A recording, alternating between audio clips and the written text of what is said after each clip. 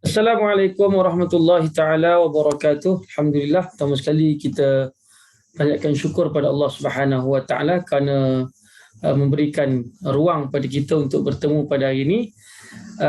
Tuan-tuan dan rahmati Allah Subhanahu wa taala, di kesempatan yang ada ni saya nak buat sedikit pengenalan kepada tuan-tuan kitab Asy-Syama'il Al-Muhammadiyah.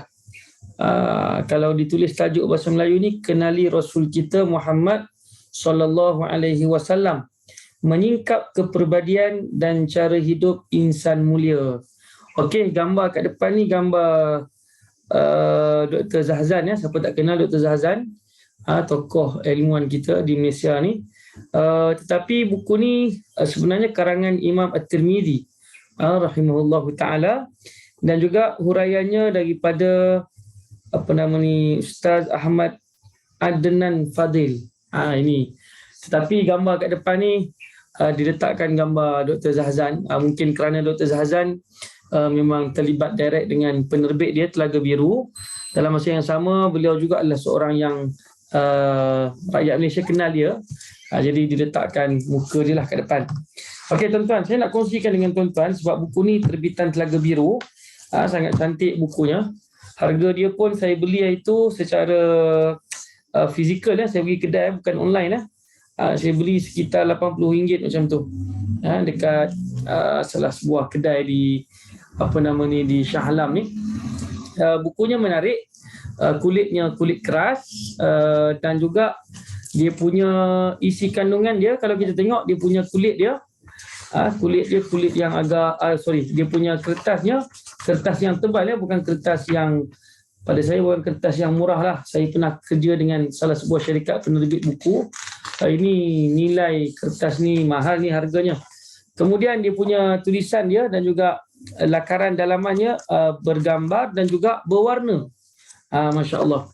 Jadi kebetulan saya mengajar satu kitab Rahiqul Maktum, sebuah kitab sirah di salah sebuah masjid di Shah Alam ni. Jadi buku ni amat membantu saya lah dalam memberikan maklumat tambahan kepada para jemaah berkenaan dengan peribadi baginda sallallahu alaihi wasallam. Okey tuan-tuan, ini antara gambaran isi kandungan dalaman buku ni. Masya-Allah, tengok ciri-ciri roti Rasulullah sallallahu alaihi wasallam. Macam ni roti dia. Tapi ni gambaran ni roti hari ni tuan-tuan. Roti zaman Rasulullah tu betul-betulnya macam mana, nanti boleh kita singkap lah daripada buku ni. Baik tuan-tuan, sebelum kita nak memperkenalkan lebih mendalam tentang isi kandungan buku ni, suka untuk kita tengok daripada muka surat depan ni. Ustaz Adnan Fadil hanya diletakkan nama beliau sebagai penghurai sahaja daripada bahan asal dia, Imam At-Tirmizi rahimahullahu ta'ala yang menulisnya. Jadi sungguh eloklah kalau sekiranya kita berkenalan dulu dengan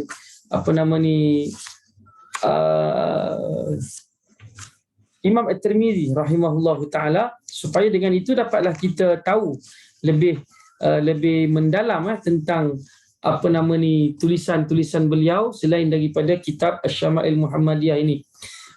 Baik tuan-tuan rahmati Allah Subhanahu wa taala, kita baca dulu sedikit latar belakang Imam At-Tirmizi. Nama sebenar beliau ialah Muhammad bin Isa bin Saurah bin Musa As-Sulami At-Tirmizi Abu Isa, salah seorang daripada imam-imam para muhaddisin dan huffaz hadis, sebaris dengan Imam Al-Bukhari, Imam Muslim, Imam An-Nasa'i, Imam Abu Daud dan sebagainya. Pengarang kitab Jami' At-Tirmizi yang menjadi salah sebuah daripada 6 kitab himpunan hadis yang menjadi usul kepada Islam, iaitu Sahih Bukhari.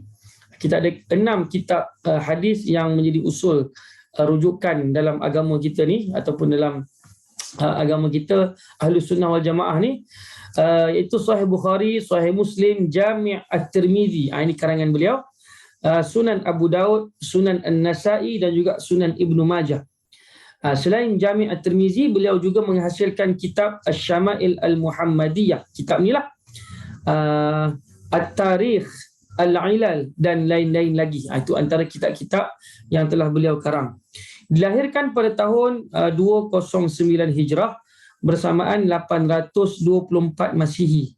Menetap di Tirmiz yang berada di kawasan Sungai Jihun dan juga meninggal dunia di situ. Mengambil nama sempena tempat tinggalnya itulah maka beliau dikenali dengan nama At-Tirmizi. Mengembara untuk menuntut ilmu dan mengumpul hadis hingga ke Khurasan, Iraq, Mekah dan Madinah. Namun beliau tidak sampai ke Mesir dan Syam. Antara guru beliau ialah Qutaibah bin Sa'id, Ishaq bin Rahway, antara nama-nama yang hebat tuan-tuan ya. Muhammad bin Ismail Al-Bukhari dan ramai lagi. So Imam Bukhari juga salah seorang daripada guru beliau. Antara murid-murid beliau ialah Abu Bakar Muhammad bin Ismail As-Samarqandi, juga dikenali. Abu Hamid Ahmad bin Abdullah bin Daud Al-Marwazi, Abu Al-Abbas Muhammad bin Ahmad bin Mahbub yang meriwayatkan Jami' At-Tirmizi daripada beliau, dan Haytham bin Kulayb Asy-Syasi Al-Hafiz yang meriwayatkan kitab Asy-Syama'il daripada beliau. Masya-Allah. Berkata Abu Sa'id Al-Idrisi, Imam At-Tirmizi telah diangkat menjadi contoh dan bandingan dalam hafalan. Masya-Allah ya. Maknanya hafalan beliau ni bukan calang-calang. Berkata Al-Hakim, aku pernah mendengar Umar bin Ala berkata, setelah wafat Imam Al-Bukhari, tidak ada di Khurasan orang yang dapat menyamai Abu Isa, yakni Imam Tirmizi, dalam ilmu, hafalan, kewarakan dan kezuhudan. Maknanya selepas wafatnya Imam Al-Bukhari, gantiannya adalah Imam At-Tirmizi rahimahullahu ta'ala. Baik, menjadi buta di hujung usianya, meninggal dunia pada tahun 279 Hijrah bersamaan 892 Masihi dan dikebumikan di At-Tirmiz ataupun di tempat yang kita sebutkan tadilah, tempat lahir beliau, dibesarkan di situ dan akhirnya dikebumikan juga di situ. Masya-Allah. Ini latar belakang Imam At-Tirmizi rahimahullahu ta'ala. Baik tuan-tuan dan rahmati Allah Subhanahu wa taala, kita juga nak dengar sedikit kata pengarang iaitu Ustaz Adnan Fadil. Baik, saya kongsikan dengan tuan-tuan satu kata-kata aluan beliau yang sangat ringkas dan juga padat, insya-Allah. Saya kongsikan dengan tuan-tuan selepas beliau mengucapkan Bismillahirrahmanirrahim dan juga alhamdulillah, juga selawat ke atas baginda sallallahu alaihi wasallam. Beliau menyatakan, setinggi-tinggi syukur saya panjatkan kehadrat ilahi kerana dengan keluangan masa daripadanya dan sedikit ilmu yang dikurniakannya, saya dapat menyiapkan terjemahan matan Asy-Syama'il Al-Muhammadiyah beserta dengan ulasannya. Matan Asy-Syama'il Al-Muhammadiyah ini merupakan sebuah karya seorang tokoh hadis yang tidak asing lagi daripada salafus soleh, Imam At-Tirmizi yang kita sebutkan namanya tadi, dan juga kita sedikit berkenalan latar belakang beliau. Usaha terjemahan dan ulasan ini saya mulakan sejak tahun 2007 dan saya sempat menerbitkan 10 bab daripadanya untuk siri yang pertama. Hasrat saya ialah untuk menerbitkan siri-siri terjemahan Asy-Syama'il tersebut hinggalah selesai keseluruhan bab-babnya, yakni merangkumi 56 bab semuanya. Atas sebab-sebab tertentu saya tidak dapat menyambung usaha penerbitan tersebut.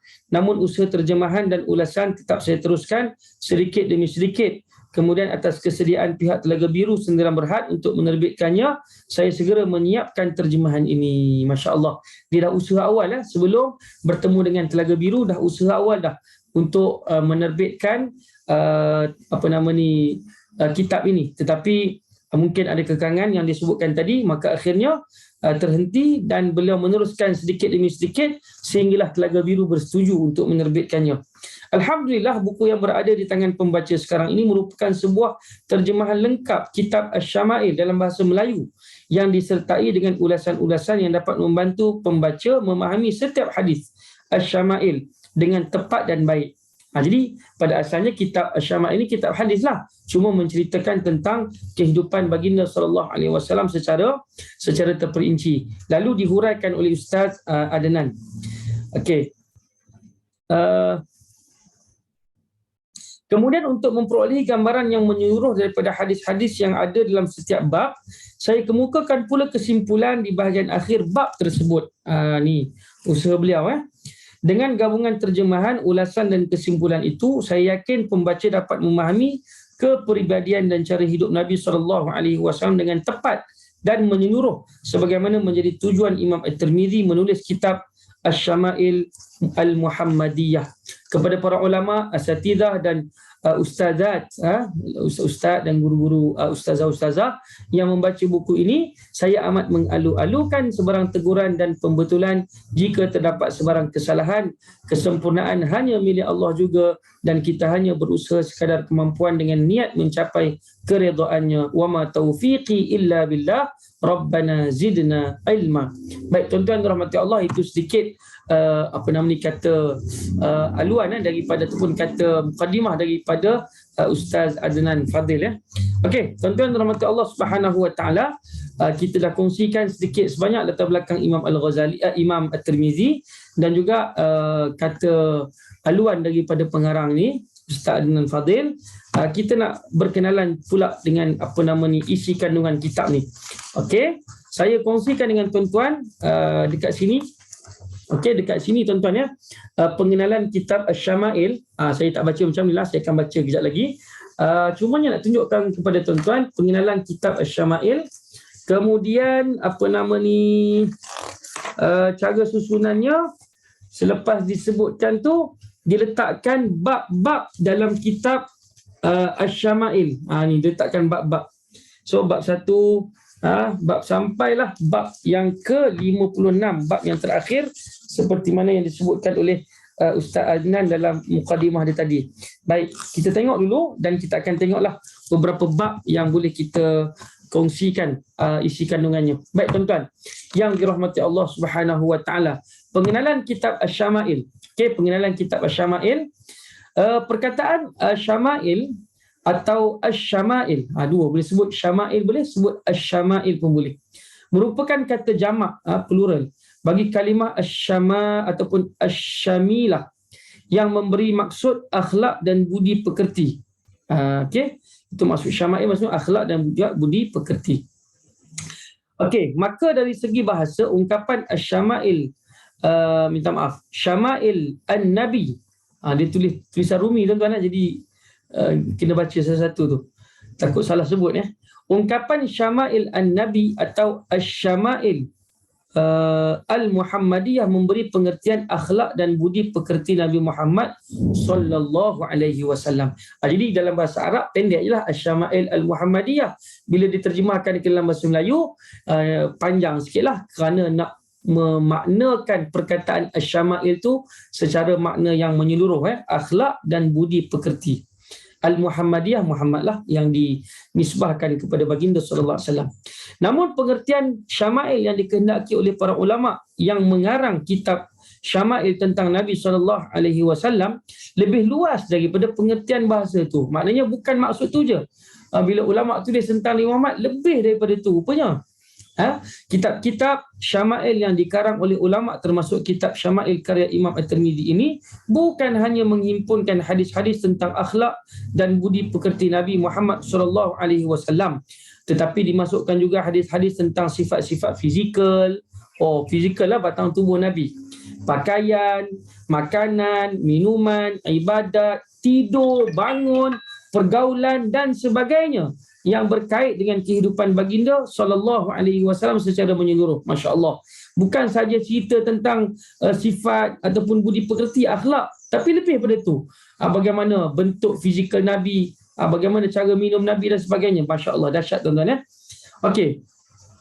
Kesimpulannya, makna Asy-Syama'il menurut yang difahami oleh para ulama ialah segala yang berkait dengan sifat-sifat Nabi Muhammad sallallahu alaihi wasallam, sama ada sifat fizikal dan luaran ataupun sifat diri, yakni akhlak dan budi pekerti, serta sifat-sifat lain yang berkaitan dengan baginda sallallahu alaihi wasallam.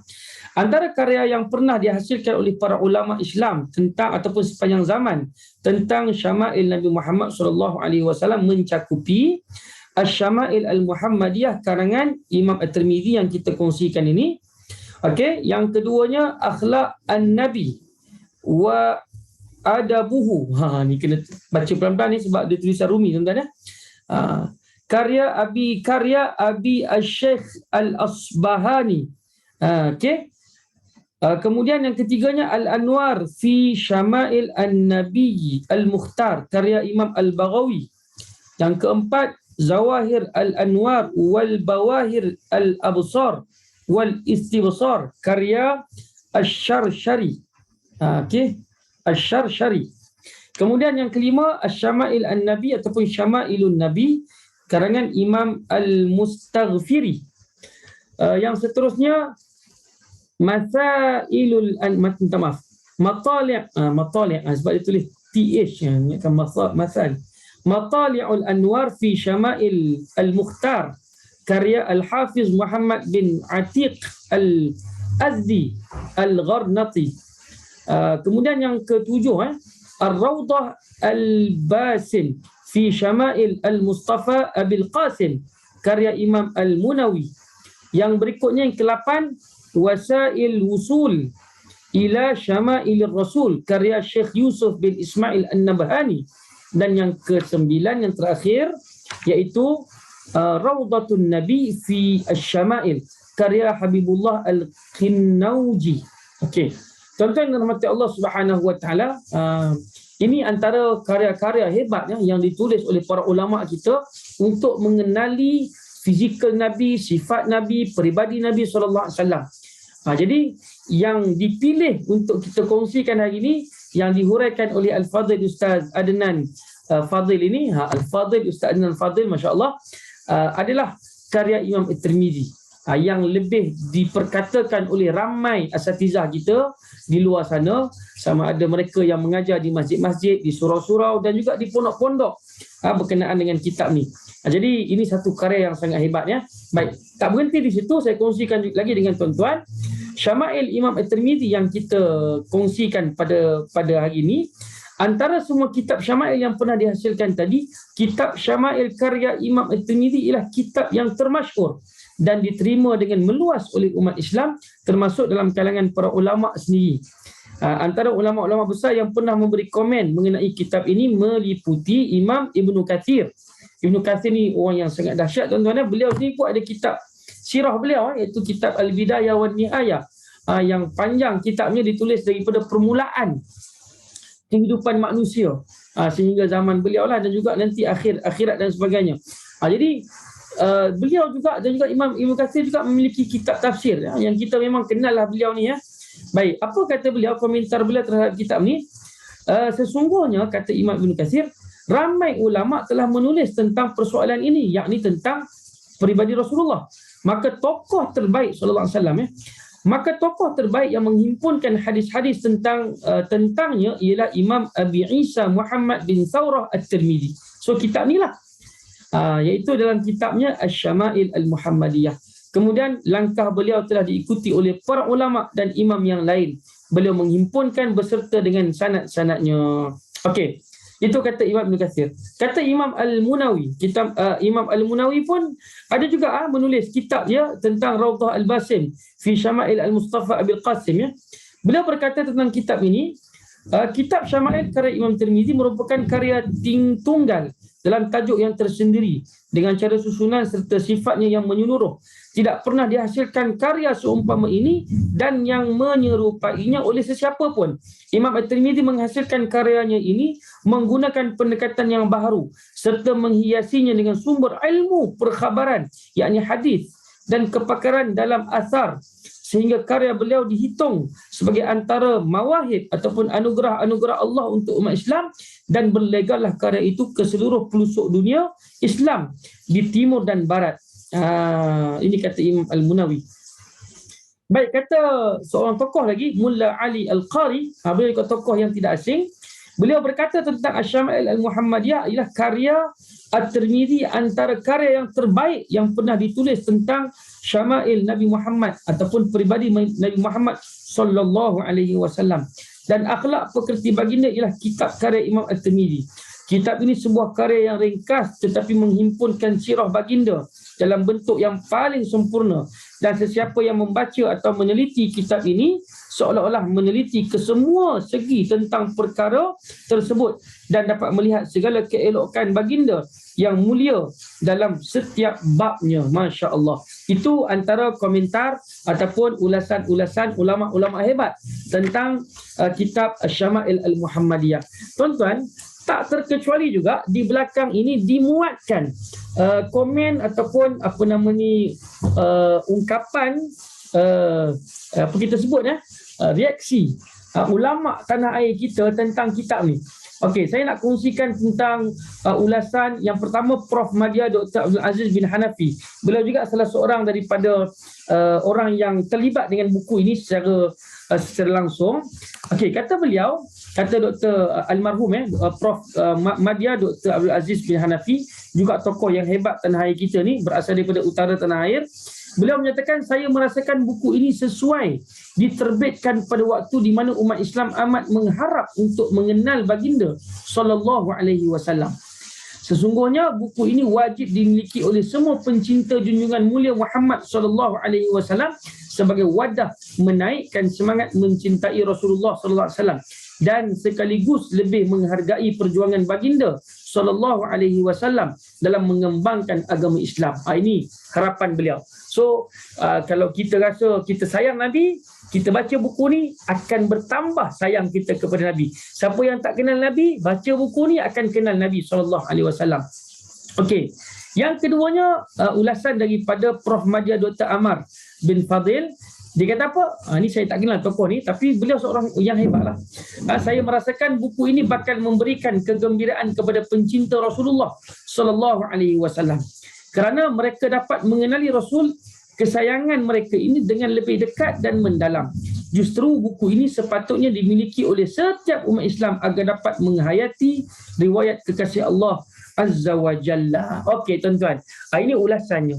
Kalau kita kata kita cinta Nabi tapi tak kenal peribadi Nabi, tak kenal Nabi tu macam mana, tingginya macam mana, cara pergaulan Nabi macam mana, so buku ni lah yang akan memberikan kepada kita ulasan dan juga huraian berkenaan bagaimana sosok tubuh Nabi sallallahu alaihi wasallam, bagaimana cara baginda bergaul, bagaimana kehidupan baginda sallallahu alaihi wasallam.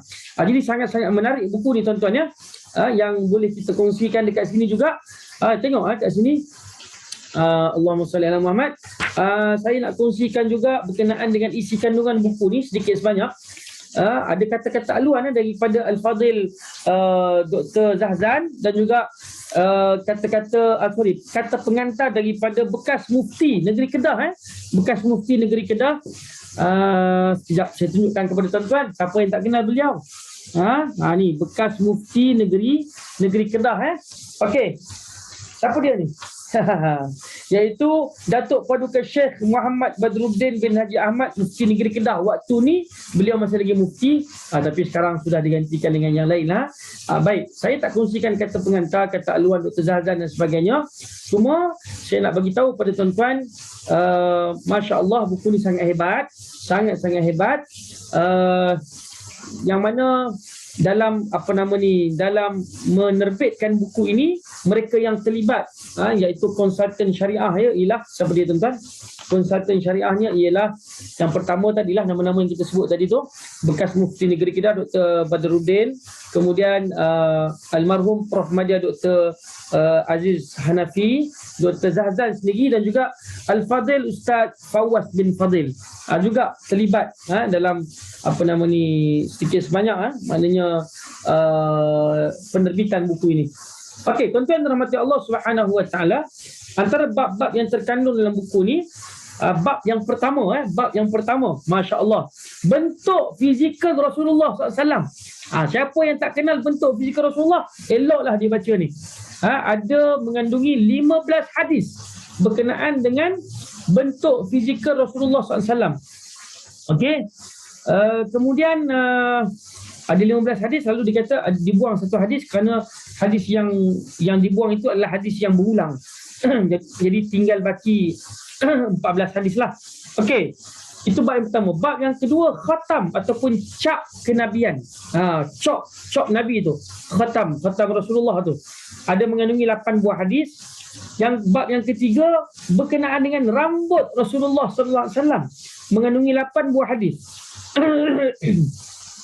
Kemudian bab yang keempat, cara Rasulullah sallallahu alaihi wasallam menyisir rambut. Tengok, cara saya sikat rambut ni kena tak dengan cara Nabi ni?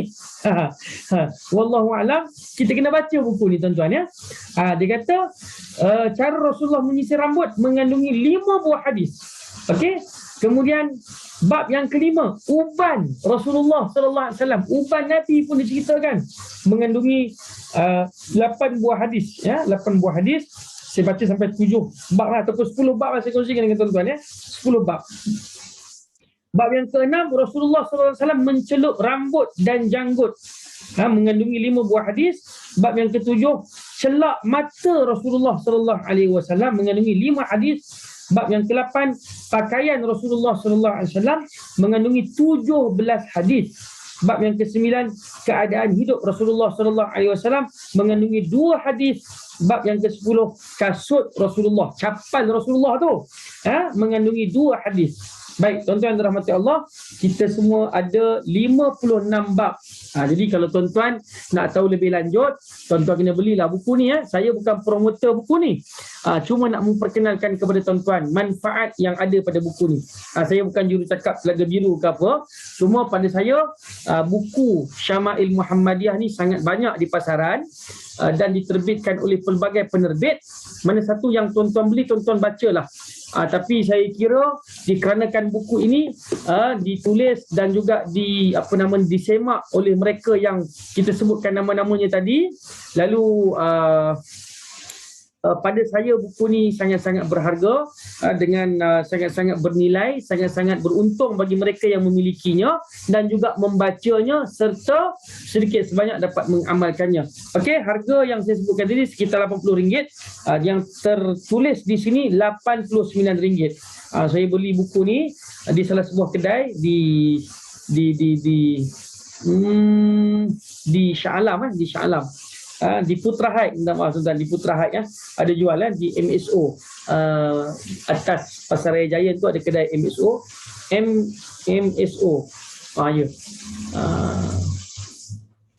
Tuan-tuan boleh belilah kat situ, kedai alat tulis tu, dan ada jual buku-buku Islamik macam ni, RM89 untuk semenanjung Malaysia dan RM94 untuk Sabah Sarawak.